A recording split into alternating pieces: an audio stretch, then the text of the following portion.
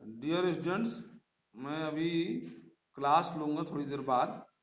बाकी आपको रफली अभी आउटलाइन दे देता हूँ कि मैं चैप्टर आपको एसएसटी में जो ये लेसन है 11 इंडिया गॉट फ्रीडम, ये आपको पढ़ाऊँगा, जिसका पेज नंबर है ये 81।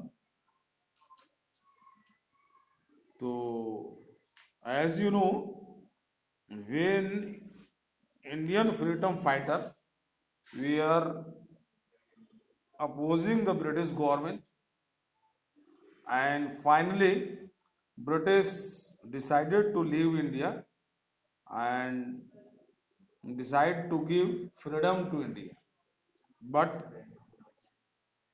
their policy was divide and rule. उनकी जो पॉलिसी थी वो डिवाइड एंड रूल की थी। इसलिए वो सोचे कि अगर इंडिया को हम आज़ादी दे देंगे, और इंडिया उस समय पूरा, अभी जो हमारा भारत है, बांग्लादेश है एंड पाकिस्तान, ये पूरा एक ही पार्ट था। तो इन्होंने आबादी के आधार पर, जिस क्षेत्र में ज़्यादा हिंदू थे उनको हिंदू राष्ट्र, और जिस क्षेत्र में मुस्लिम थे उनको मुस्लिम राष्ट्र के रूप में मान्यता दी। और जो धार्मिक ग्रुप थे उन्होंने बढ़ावा दी। They encourage the religious group so that India must be divided। लेकिन ऐसा हुआ नहीं। कुछ तो वो कामयाब रहे कि पाकिस्तान अलग हो गया, लेकिन बाकी और जो प्रिंसली स्टेट थे वो सब भारत के साथ मिल गए।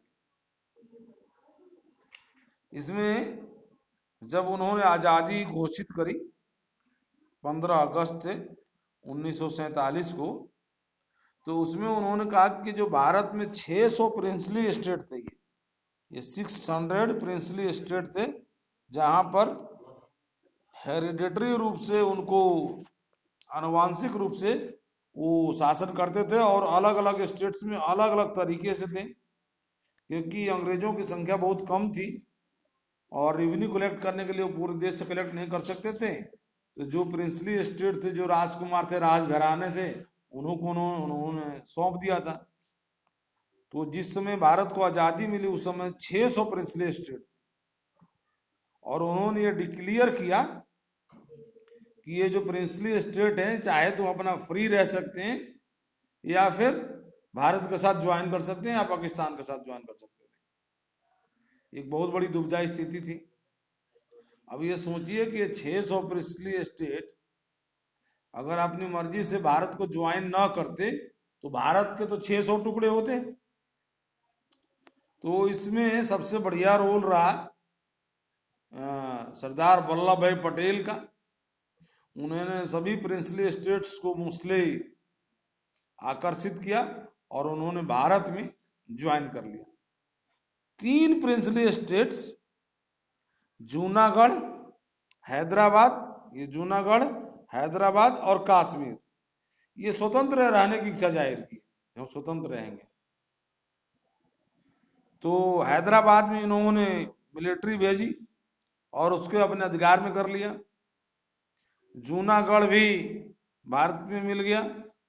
कश्मीर के राजा उसमें हरि सिंह थे, तो वो भी अपना स्वतंत्र रहना चाहते थे, लेकिन पाकिस्तान उनको मिलाना चाहता था।